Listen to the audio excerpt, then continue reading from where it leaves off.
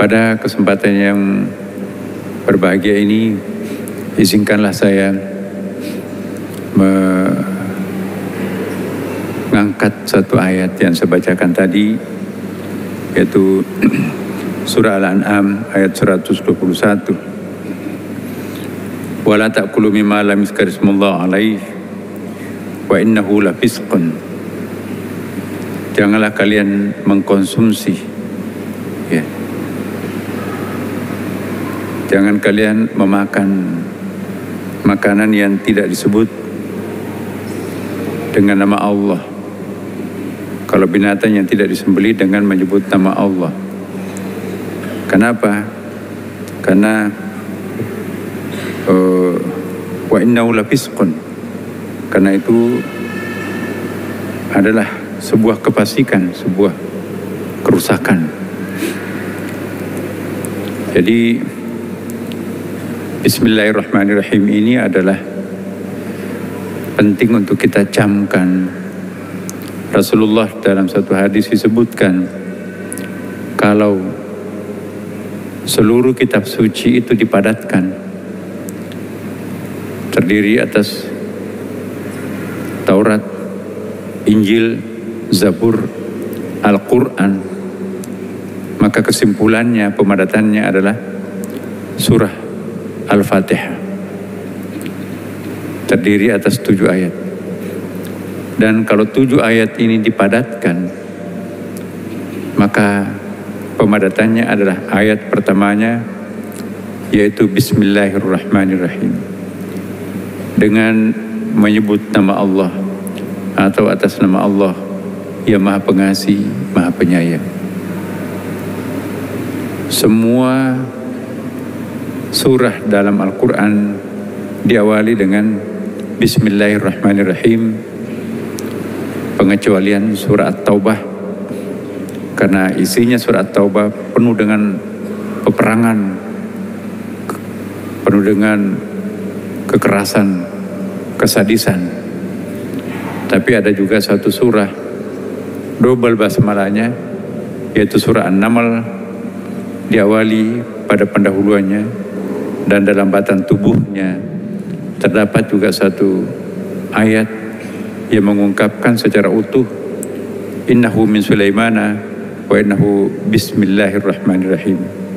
Suratnya Nabi Sulaiman kepada Ratu Balqis yang diawali dengan bismillahirrahmanirrahim. Bismillahirrahmanirrahim ini akrab dengan seluruh nabi, termasuk Nabi Adam. Ya.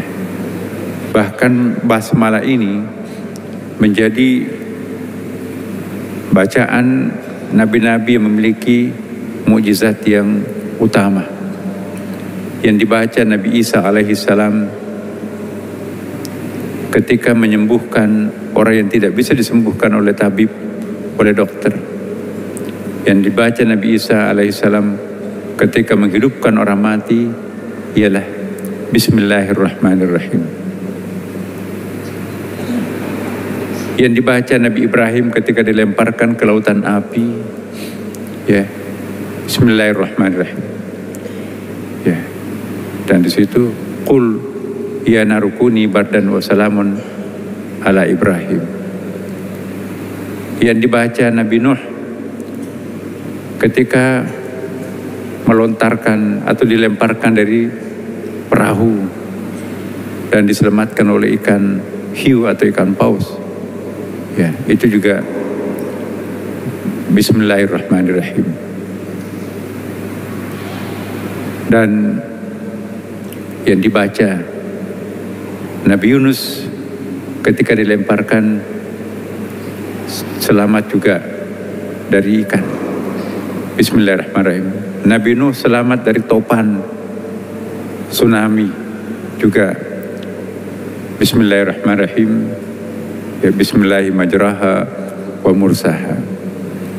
Apapun yang kita akan lakukan, mulailah dengan Bismillahirrahmanirrahim. Ringan di mulut, tapi maknanya sangat penting.